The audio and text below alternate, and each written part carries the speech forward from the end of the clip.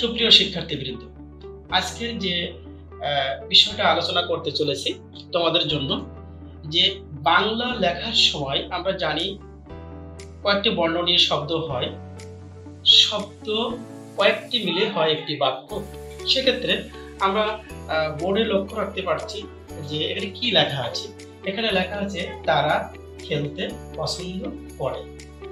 একটা বাক্য, একটি, দুটি, তিনটি, চারটি শব্দ নিয়ে একটি বাক্য হলো।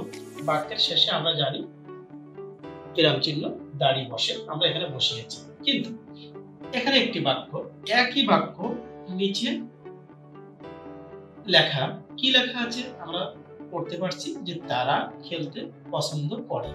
একই লেখা, কিন্তু এই লেখার মধ্যে পার্থক্য কিন্তু আমরা খুঁজে পেয়েছি যে এখানে কিন্তু একটি শব্দের পরবর্তীতে যেটুকু ফাঁকা রাখতে হয় সেটুকু কিন্তু এখানে নেই।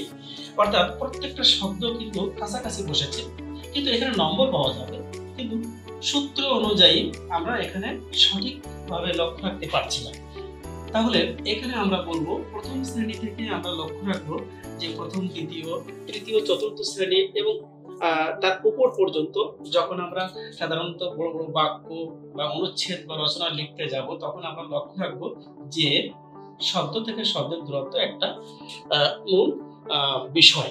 সেটা আমরা কিভাবে লিখব তার গল্প এবং তার সম্পূর্ণ এই ভিডিওটা আমরা যদি শেষ পর্যন্ত দেখি তাহলে আমরা এটা বুঝতে পারবো। তাহলে বন্ধুরা, আমরা দ্বিতীয় লাইনেও পেলাম যে তারা খেলতে পছন্দ করে। এখান থেকে একটু পার্থক্য পেয়েছি। কেমন?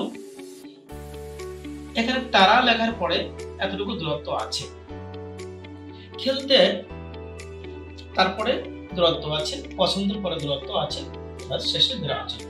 ঠিক আছে, কিন্তু এখানে একটি মজার বিষয়, তোমরা অবশ্য প্রশ্ন করবে, স্যার এখানে তারা খেলতে পছন্দ করে কিন্তু ফাঁকে ফাঁকে একটা ম গেল, এখানে ম, এখানে ম, এখানে ম। এটা হচ্ছে মজার বিষয় যে আমি বোঝানোর চেষ্টা করছি যে একটি শব্দ থেকে আরেকটি শব্দের দূরত্ব কেমন ভাবে লিখব তার একটা সূত্র সহজভাবে আমাদের জানতে হবে। যেমন এই তারার পরে ম একটি বর্ণ, খেলতে তারপরে একটি ম একটি বর্ণ, একটি বর্ণ আমরা এখানে উদাহরণ হিসাবে আমরা খাড়া করেছি। কেন খাড়া করেছি? একটি বর্ণের সমান প্রত্যেকটা শব্দের দূরত্ব হয়, তোমরা আজকে জানলে বন্ধুরা। তাহলে এই মটা যদি আমরা এখানে জাস্ট মুছে ফেলি তাহলে কি হবে?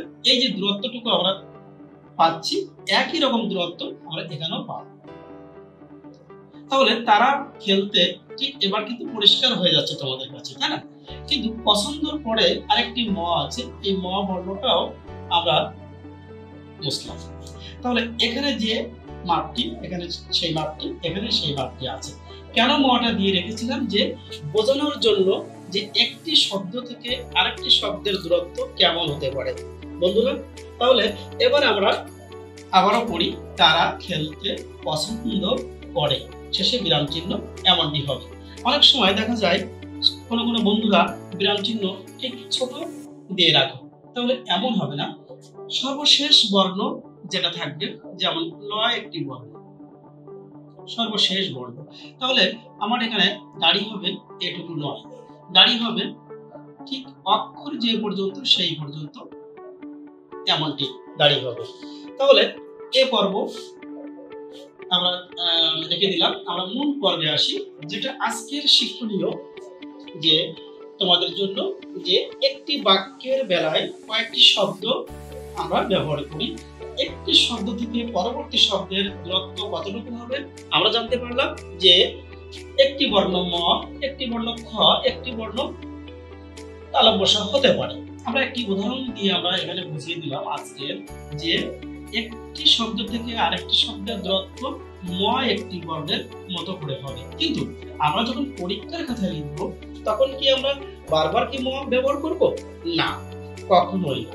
কেননা আমরা চোখের একটা আইডিয়া আছে যে আমরা কতটুকু দূরত্ব আমরা রেখে চলবো। তাহলে এইভাবে যদি আমরা লিখি তাহলে লেখার ভিতরে একটা পরিচ্ছন্নতা থাকবে এবং টিচার যখন খাতা দেখবেন তখন অবশ্য ভালো নম্বর দেওয়ার জন্য এখানে তৈরি থাকবে। তাহলে আজকের যে ভিডিওটি আমি করলাম, অবশ্য যদি সবার পছন্দ হয় এবং তোমাদের বেশি ভালো লাগে তাহলে অবশ্য শেয়ার